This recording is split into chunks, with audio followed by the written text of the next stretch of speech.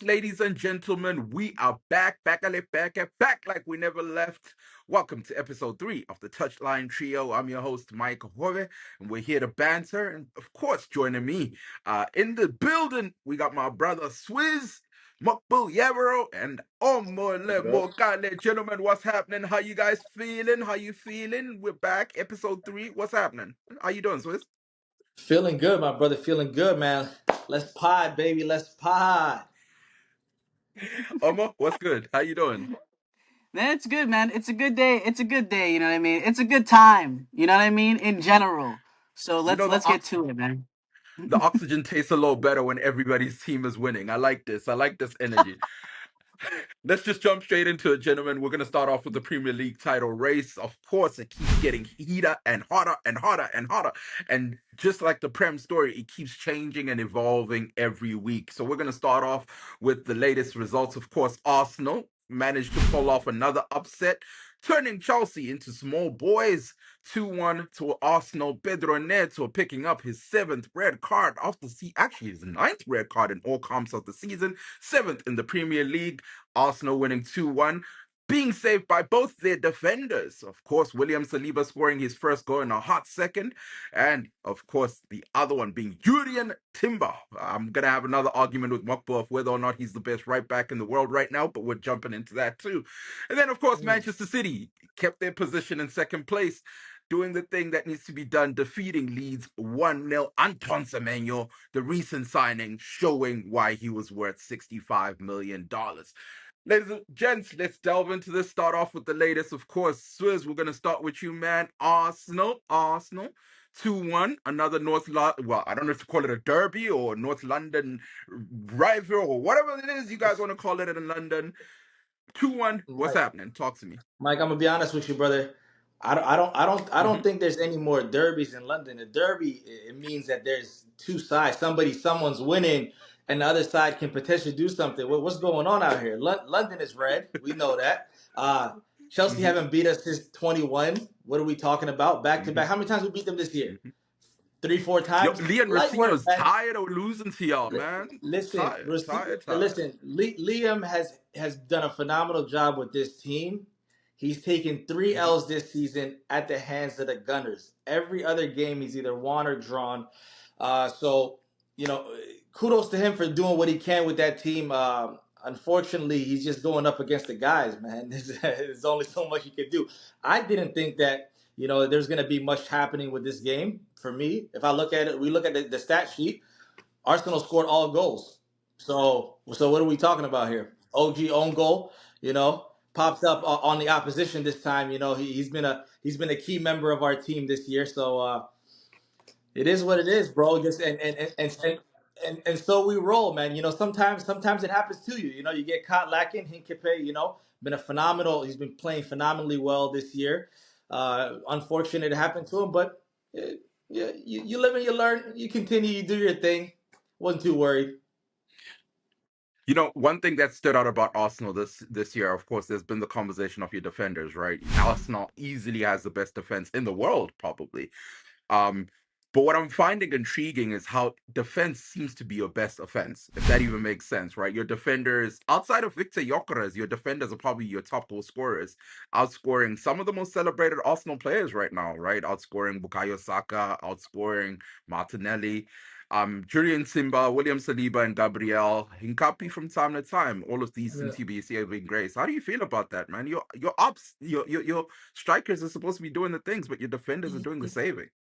Mike, one could argue that the entire setup and structure that Arteta has put out is a very defensive minded Mm-hmm. scheme, right? When you see our attacking players continuously playing all the way in the back as well. So what it does is in essence, it does allow your defenders to have a little bit more breathing room because the entire team is constantly defending with them. But the attacking players are getting gassed out, exhausted at like 60 minutes or whatever because of the fact that they have to go continuously back and forth.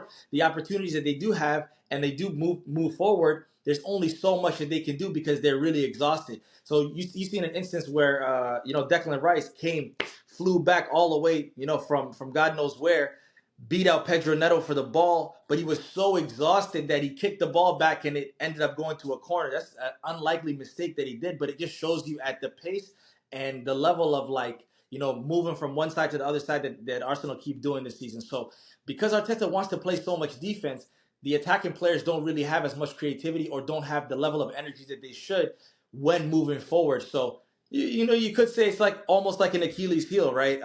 But well, in other sports we've seen, what do they normally say?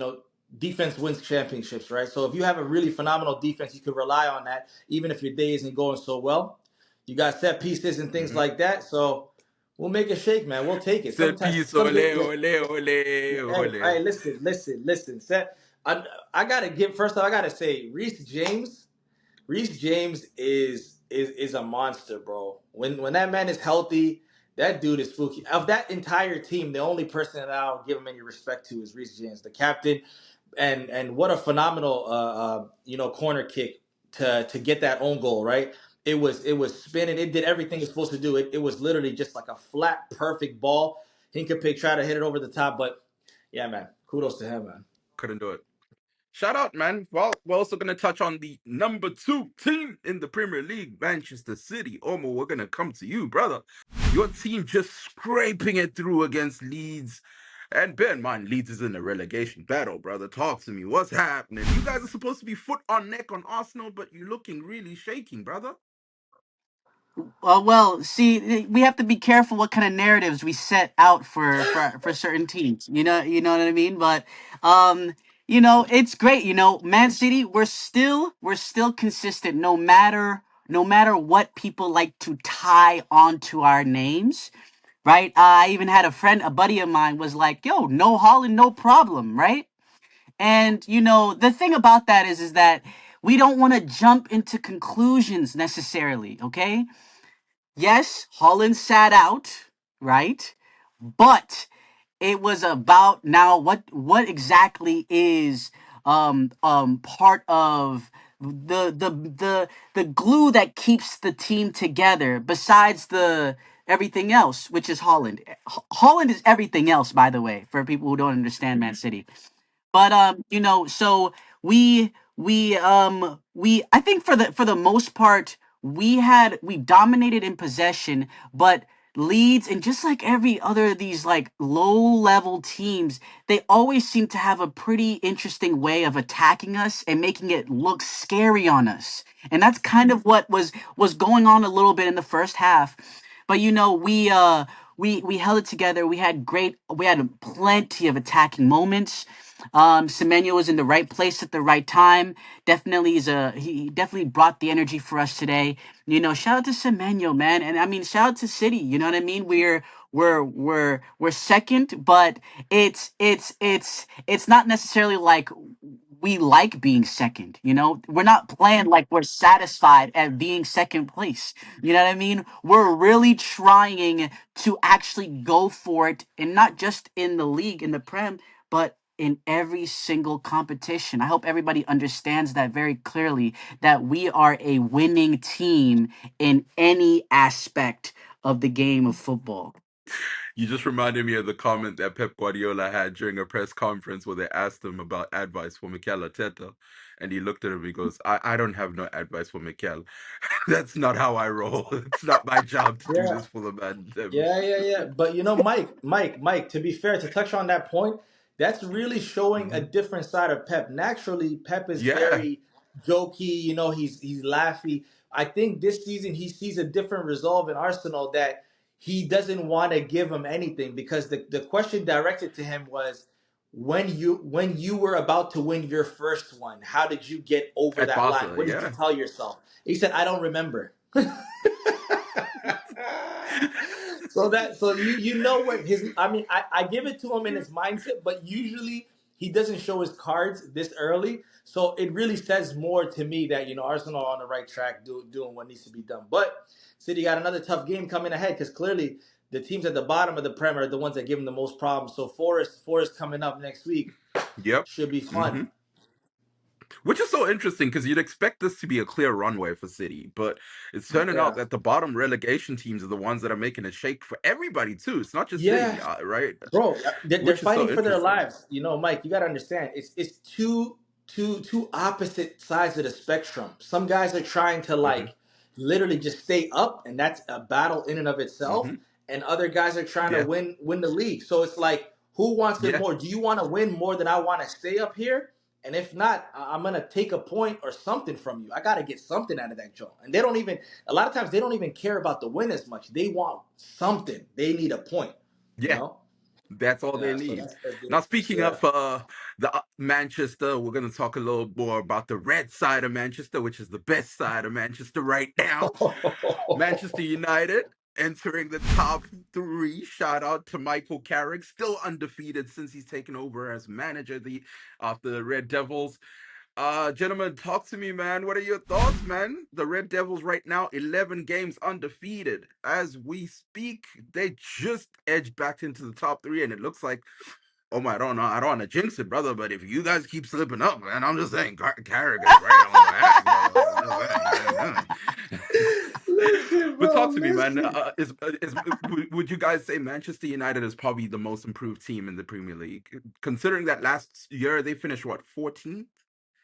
By far. And this By year they're right far. there, right there. By far, they're the most improved team, and it's funny enough that like even with Ruben Amorim having been there and they not performing to Hmm. their full potential, it's not like he was like stinking it up to the point where you guys were in relegation zones. You know Right. what I mean?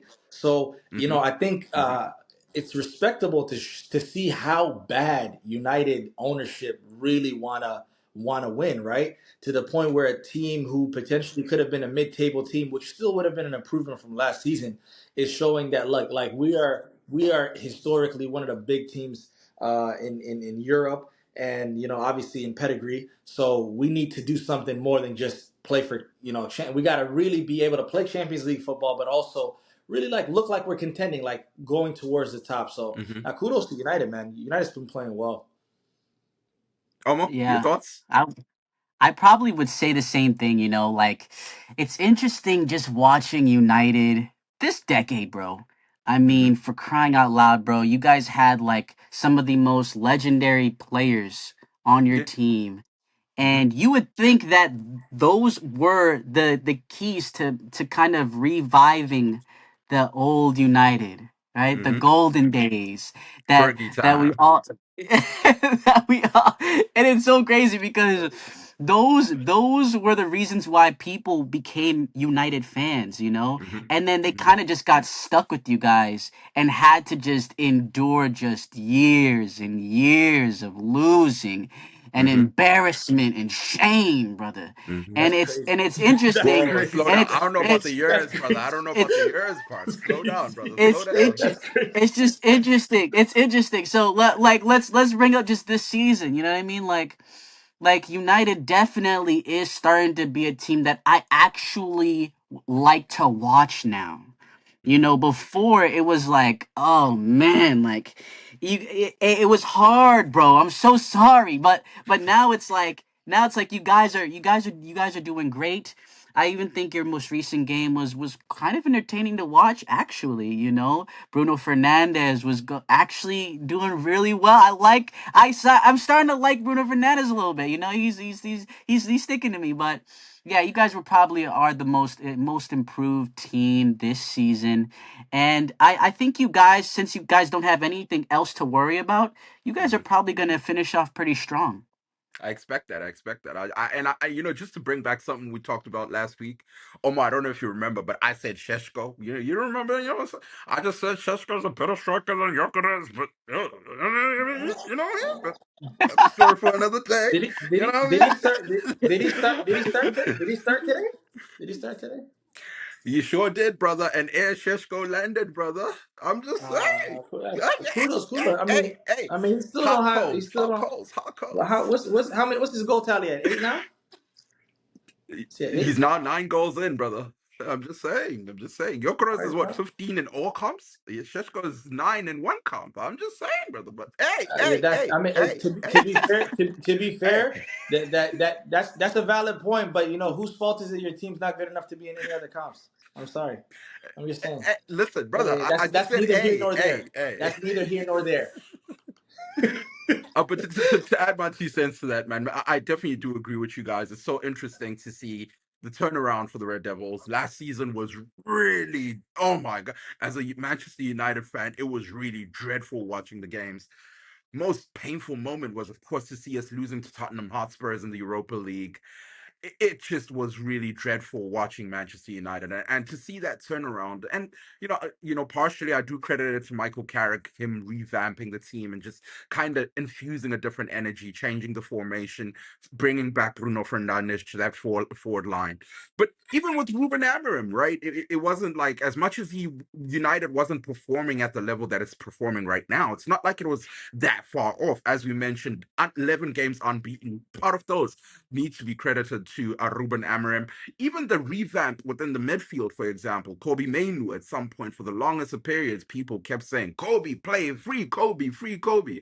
But you can see with the way he plays right now, partially lessons he got from Ruben Amorim. So shout out to him. As much as he's, not there right now to live part of the glory, he definitely is something to be applauded. And of course, Big Mike himself, Michael Carrick, undefeated right now as a Manchester United coach.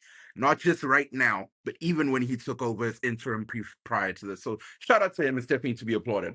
To move on, gents, I want to talk about a couple other teams. Aston Villa, Liverpool. Let's look at a season review of these teams, man. Aston Villa at some point was in the title race, and then they just fell from grace. Suddenly they're losing to Wolves. Bear in mind, before they lost to Wolves, Wolves had only won one game, brother. It was really sad. Liverpool, at some point when the season started, everybody said Liverpool just splashed over $150 million, including buying top striker Alexander Isak, the most informed, deciding moment. Man went on a hunger strike like he was Muhammad Gandhi, brother, and he decided, I'm not doing it. I'm moving to Anfield. And yet, gentlemen, they are there sitting in sixth place. Talk to me, Hold gents. on. Muqbil, To talk be to me, fair, man. Mike, to be fair to Isak, Isak's been injured. Like that was crazy. That was crazy. We made it sound like for the fan who's not watching the game, you would think that Isak's been stinking it up and playing. So we'll give him a little pass. That's my East African brother, so I'm gonna let Isak pass on that one. He's injured. Us East Africans, we're not really built that for tough. So You don't do I that. understand, man. The boy, the boy, he may need a little bit longer to like readjust, but hopefully he get back in there.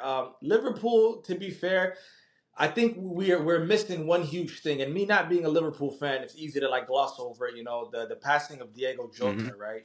Right. It's Of it's one of course, those of things course. where it's very difficult to really understand and grasp what that'll do to a locker room, right? Um, and we saw, a lot of the players championing him and saying that we want to make this season about him and such, right? But it's easier said than done, right? At the end of the day, you're coming off of having won the Prem, a lot of new pieces, a lot of players that have to learn the new system. It really became too much for them too soon, I think personally, and because this is something like unforeseen. It's something that you really can't call on how each individual is going to be dealing with it, right? Almost talk to me. Yeah, man. I mean, so it's interesting. Mug, you actually pretty much said it all. But I mean, like Liverpool, right? Won the league, and you kind of were just thinking like, okay, they'll keep the same energy in a sense. They'll keep the same energy, and apply pressure when pressure's needed and stuff. But it's like, I mean, that just kind of just goes to show you, man. Like, shout out to Liverpool, you know what I mean? But it's like the seasons always change, things always change, and Liverpool, you kind of needed to also change a little bit. That style you played with last season has nothing to do with this season. So, shout out to them. I think Aston Villa, kind of like what Muck said, you guys had the opportunity to be the dark horse, where when the lower teams focused all their energy on the top two teams, every time they play against each other, right? It was your opportunity to use that to your advantage and spank them so you don't get really noticed when now it's time where maybe in this type of timing where it's like only 3 to 4 points separate us, you could have slipped through those cracks and actually did something in the end. But you know, I'm not saying it's too late, but shout out to Aston Villa, man. I mean, Um, I never really watched you guys that much, but I kind of had to, and that's an interesting about that. So yeah, that's pretty much all I have to say about Quick, them, man. Shout out to those teams though. quick question, guys. What are your thoughts on teams, right? Like a Villa, for instance, that don't have that level of squad depth to, I wouldn't say intentionally just drop out of other comps, but just put their second string or third string teams in some of these other comps just so that they can focus on something else. Like, what are your thoughts on that? Because sometimes being or going far in a million competitions does not prove to do It's nothing. hard. And as an Arsenal fan, Hmm. I'll say Hmm. that loud and Hmm. clear. It doesn't do nothing for you, you know? So, what are your Yeah. thoughts on that? Yeah, honestly, look, it's tough, right? Because at the same time, you must remember that a lot of these comps come with a financial incentive behind it, right? So you can imagine going far in champs, there's a financial incentive. Obviously, your bread and butter is focusing on be it winning the Prem or top five, so you can qualify for champs again, or top six, so you or top seven, so you can qualify for Europa or the Conference League. There's still those factors. And then there's, of course, the FA Cup, where even if a crashes and burns everywhere else, you can still win the FA and find yourself in the Champions League. Like, there's so many different avenues behind it that it's hard for you to not prioritize any aspect merely because, remember, as the sport itself has evolved, there's a financial incentive behind everything. I remember back in the day when you talk about the EFL, the Carabao Cup, it was all like academy and second division players. Now suddenly, even Arsenal is bringing in their top buys to come play against Princeton, and you're like, "Well, brother, come on." But the financial incentive Gotta win behind it is a whole something. different. You gotta do what you gotta do, you know.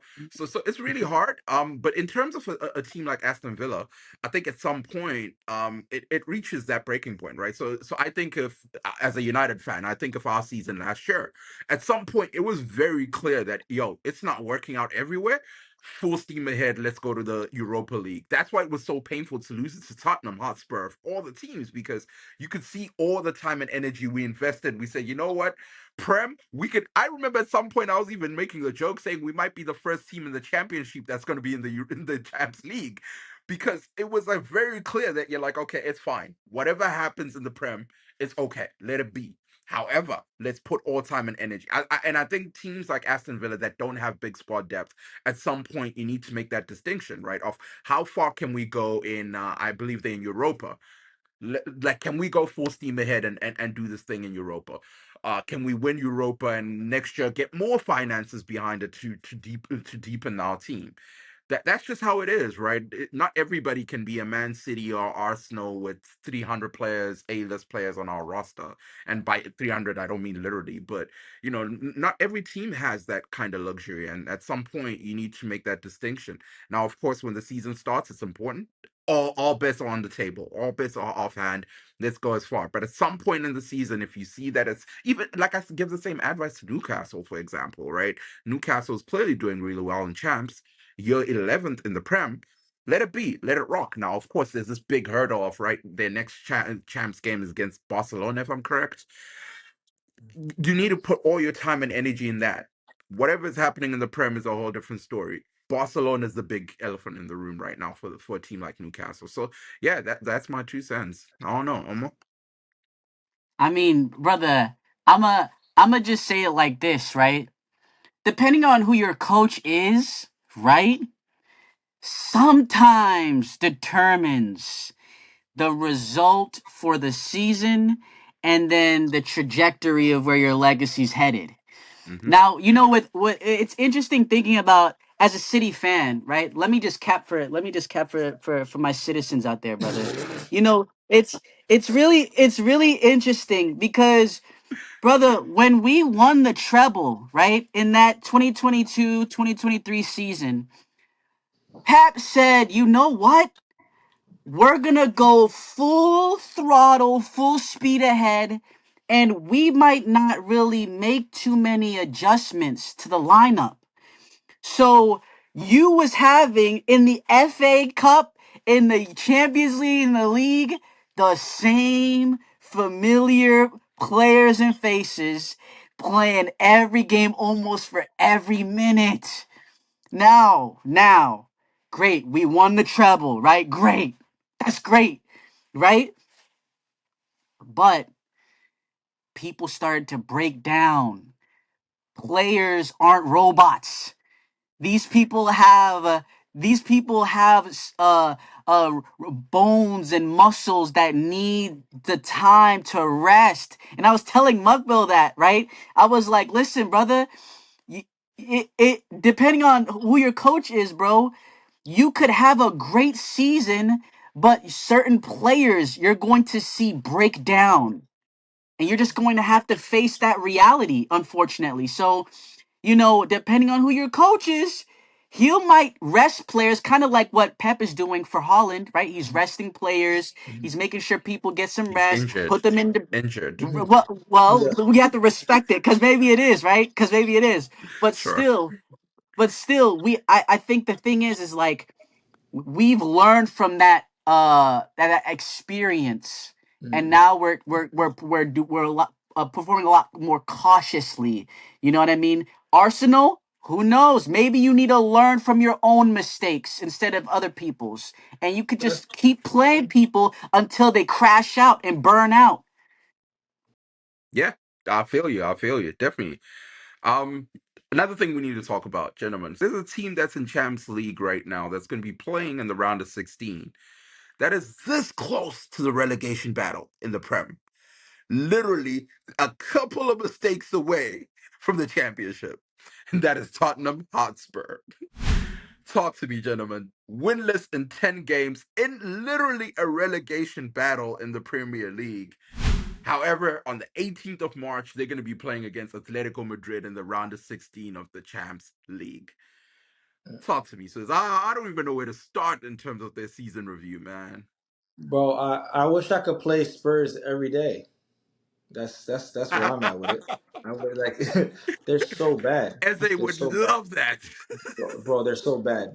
They're literally so bad. And the funny thing about it is, it's like you can't really attribute. I mean, you can attribute it to a lot of injuries, unfortunately, and squad depth, as everybody seems to be having the same issue. It's just that their quality drop off is so substantial. So like when you drop off from like a Mohamed Kudus, right, and you have, I don't even know who they have, as their replacements. It's just like there's certain key players that they have that have been injured, unfortunately for them, that are like playmakers, guys that are creative, the guys that can, really change the face of your game when you don't really have a way to unlock certain teams, right? And not having those type of players are huge. I think Tottenham they had their coach sacked. What was that last month? Yeah, Thomas Igor just Frank. came in just the other day, literally. Yeah, and it's like, now it's an interesting time, bro. Like there's a lot of players on Tottenham that I'm not convinced really belong there, respectfully. And it's just interesting, bro. Like now it's a cool time where Tottenham could start maybe even put in some of their academy players for the Champions League, brother. Put in some of your academy players, put in some of your reserve players, put in whatever, brother. Don't take the Champions League seriously at all, brother. Please. Please, brother, and focus on the league. And the league is a little bit more of something you have to kind of like damage control on.